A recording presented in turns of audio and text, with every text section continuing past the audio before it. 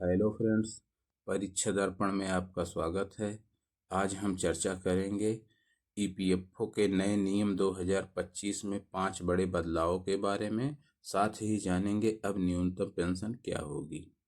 भारत में private sector के कर्मचारियों के लिए 2025 बड़े बदलाव लेकर आया है। EPFO employees provident fund organisation ने नए नियमों की घोषणा की है, जिससे न केवल सैलरी बल्कि पेंशन में भी भारी बढ़ोतरी होगी। सरकार ने ईपीएस 95 के तहत वेतन सीमा को 15,000 से बढ़ाकर 21,000 करने का प्रस्ताव रखा है।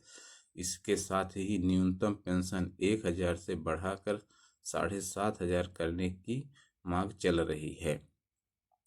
इन बदलावों का मुख्य उद्देश्य महंगाई के बढ़ते दबाव में कर्मचारियों की आर्थिक सुरक्षा को मजबूत करना है। ईपीएफओ के नए 2025 के नियम में पीएफ अकाउंट से एटीएम के जरिए पैसे निकालने, पेंशन को किसी भी बैंक से प्राप्त करने का योगदान सीमा को हटाने जैसे फीचर शामिल है। यह सभी बदलाव रिटायरमेंट प्लानिंग को और आसान बनाएंगे। EPFO salary ceiling hike 2025 salary सीमा में बढ़ोतरी। ईपीएफओ ने बेसिक सैलरी की सीमा को 15,000 से बढ़ाकर 21,000 करने का प्रस्ताव रखा है। इसका सीधा असर कर्मचारियों की मासिक पेंशन पर पड़ेगा। पेंशन का फार्मूला पेंशन योग्य वेतन इंटू सेवावधि अपॉन 70। एग्जाम्पल 21,000 इंटू 35 वर्ष अपॉन 70 इक्वल टू 10,050 प्रति माह। नियोक्ता का योगदान भी बढ़ेगा। 8.33 अब 21,000 के हिसाब से जमा होगा। पीएफ अकाउंट भी बनेगा। ईपीएस 95 पेंशन हाइक डिमांड 7,500 न्यूनतम पेंशन की मांग। 10 जनवरी 2025 को ईपीएस 95 पेंशनर्स के प्रतिनिधियों ने वित्त मंत्री निर्मला सीतारमण से मुलाकात की और न्यूनतम पेंशन 7,500 करने की मांग रखी। वर्तमान स्थिति 36.60 लाख पेंशनर्स को 1,000 से भी कम मिलता है। मांग का आधार महंगाई भत्ता न मिलने से जीवन यापन मुश्किल।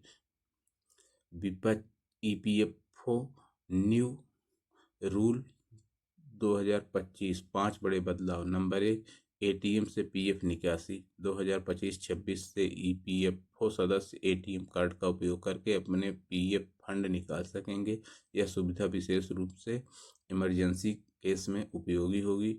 योगदान सीमा खत्म। अब कर्मचारी अपनी एक्चुअल सैलरी 12% तक ईपीएफ में योगदान दे सकेंगे।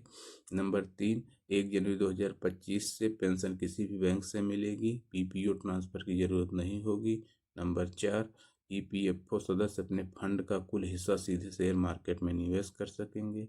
Number 5, IT system upgrade. June 2025 तक ईपीएफओ का नया आईटी सिस्टम लॉन्च होगा, जिससे क्लेम प्रोसेस तेज और पारदर्शी होगा। साथ ही यह भी ईपीएफओ पेंशन अप्लाई प्रोसेस, आवेदन कैसे करें, फॉर्म 10D भरें, जरूरी दस्तावेज जमा करें, आधार कार्ड, बैंक अकाउंट डिटेल्स, सेवा प्रमाण पत्र, पीपीओ। ऐसी ही महत्वपूर्ण जानकारी के लिए हमारे चैनल को लाइक करें, सब्सक्राइब करें तथा शेयर करना ना भूलें। Thanks for watching. Have a nice day. Be happy.